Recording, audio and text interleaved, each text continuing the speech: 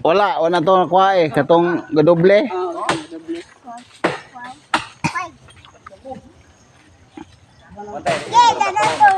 Sala pala. Ha?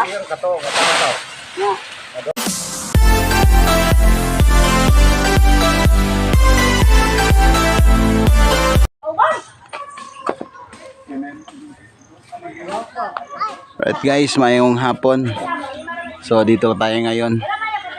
Nakikita nyo guys yung yung mangga. Pinapabawasan natin ng malalaking sanga dahil sobrang tayog na guys. Yan. Tayo para luminis at lumiwanag naman yung paligid. Ayan. Saka yung malalaking sanga yan guys, gawin nilang uling. So ano yan.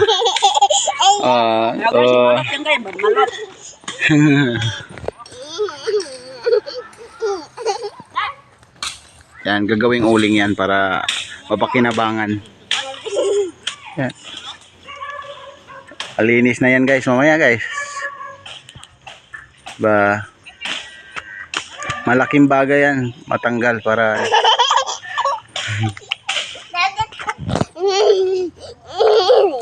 Lot, dito ka Lot. Dali, dali. Ayaw diha mahulugan ka diha. Right. Kaya para malinis na yung paligid guys. Malaki na yung ng liwanag, yung ilaw na yan. Uling na. Sa sunod na mga araw guys, na yan, nasa sako na yan. Uling na.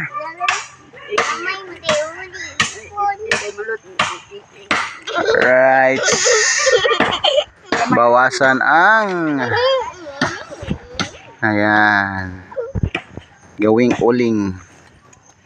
Dito kami ngayon nakatambay sa gilid lang. Gilid-gilid.